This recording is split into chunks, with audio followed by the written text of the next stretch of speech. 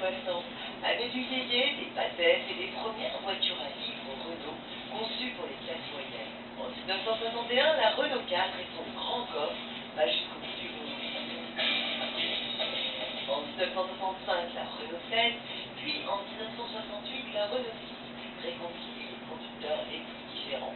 Ah oui, alors oui. Mais en cette fin de décennie, alors que souffle dans le monde un vent de contestation et vole les pavés, Renault prend aussi le pari du changement et contre vents et marées casse les codes avec la Renault 5. Renault, mais décompté. Renault 5. Au cours des années 60, la jeunesse change, plus ou moins, elle ne veut peut-être plus la société de papa et de maman. Il y a une sorte de contestation. Il y a un homme aux États-Unis, c'est Bernard Hamon, qui est professeur à l'université de New York, qui, au contact de ses étudiants, se rend compte peut-être de ce changement. Et il travaille chez Renault, et lorsqu'il rentre ensuite à Billancourt, il en parle autour de lui, il en parle à Pierre Dreyfus, le président de Renault, à Yves Jock, le patron du bureau d'études, et là, on se dit peut-être qu'il faut inventer une voiture qui justement s'adresse à cette clientèle jeune qui ne veut pas en fin de compte de la voiture traditionnelle telle qu'on la voit jusque-là. Et c'est donc à ces jeunes qui ont besoin de s'affranchir des parents, mais aussi aux femmes qui se libèrent et travaillent, que Renault va s'intéresser et répondre sans contester. Cette clientèle, il faut la séduire, et chez Renault, on va mettre beaucoup sur l'idée du style, faire une voiture en fin de compte mignonne, elle est dessinée par un styliste, Michel Bouet, qui est une chose très très rare, en 67, la dessine quasiment d'un côté, avec des formes adoucies, arrondies, qui vont bien justement en opposition avec les lignes peut-être un petit peu taillées à la crêpe, qui étaient à la mode à ce moment-là. Mais qui fait des rondeurs féminines pour nos enfants, donc des vraies petites voitures sécurisantes. Enfin, pour l'époque, parce qu'aujourd'hui, c'est ceinture obligatoire. C'est une voiture sécurisante parce que on a voulu absolument chez Renault qu'il y ait un espace, par exemple, pour les enfants, sans porte, sans vitre à ouvrir, ce qui veut dire en fin de compte, pour la mère qui conduit, un confort, une sécurité, et cette voiture donc réalisée autour déjà d'un volume enfant, d'un espace enfant. Ça montre déjà le début en fin de compte d'une réflexion très profonde chez Renault sur la voiture et la famille. Le style va très loin puisque pour que les formes soient parfaitement tendues et suffisamment adoucies aussi, les pare-chocs sont supérieurs. C'est une première dans le monde automobile. On y met à la place des boucliers en matériaux synthétiques qui épousent en fin de compte le design. Et qui sont capables d'absorber les chocs jusqu'à 7 km, voire 15 km/h, sans que l'atomier soit touché.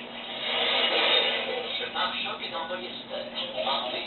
Mais surtout, l'audacieuse Silanine possède une autre caractéristique qui fait débat. Elle est conçue avec 2 portes, 3 avec le M. Alors vendre une voiture à 3 portes, c'est un pari qui est extrêmement osé. Pourquoi? Parce que jusque-là, les voitures à 2 portes n'ont jamais marché en France. Jamais. Et donc, les commerçants chez Renault disent au président, mais non, nous allons faire une voiture improbable.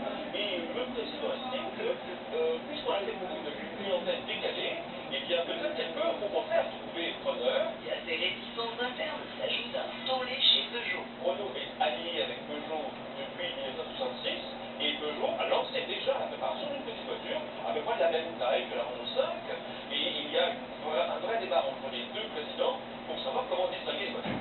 Et le président de Peugeot est inflexible sur un point, il veut absolument une 4x4.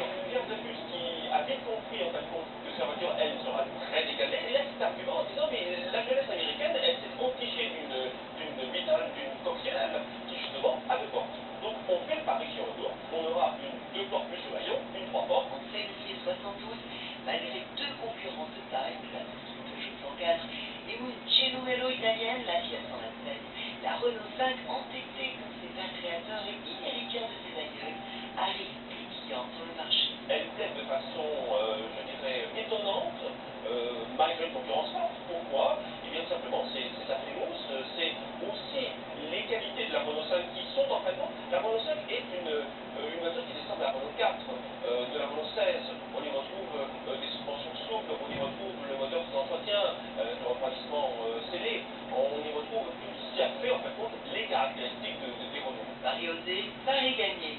De 1972 à 1985, arrêt de sa fabrication, la Renault 5 dépassera tout désespoir sur tous les continents. Plus de 5,5 millions d'exemplaires vendus. Bien sûr, entre-temps, elle s'adaptera à tous les goûts. Son succès au salon Rétromobile en est la preuve. Quand j'ai vu les films des R5 chez Capitol, j'ai dit ah, on va voir les R5 parce que voilà, ça rappelle des souvenirs. C'est dommage qu'on fasse plus ce genre d'intérieur, je trouve. Et les couleurs surtout. D'oser de telles couleurs. C'est donc une voiture que l'on a eue, que les beaux-parents ont eu en vert laitue avec l'intérieur tout vert, c'était l'association couleur. De la couleur donc, pour tous les budgets. La Renault 5, ce n'est pas une voiture, c'est une gamme. C'est en fin de compte une offre extrêmement large, puisqu'il y a la Renault 5 bon marché, pour ceux qui n'ont pas trop de sous, et ça va jusqu'à la Renault 5 presque luxueuse, voire sportive. L, TL, GTL, PS, Alpine, Turbo, il y en a pour toutes les bourses. Pour les voitures neuves, c'est une Renault 5. Finalement, ceux qui la veulent en 5 portes l'auront au début des années 80. La Renault 5 portes, une grande voiture. Audacieusement démocratique, la Renault 5 reste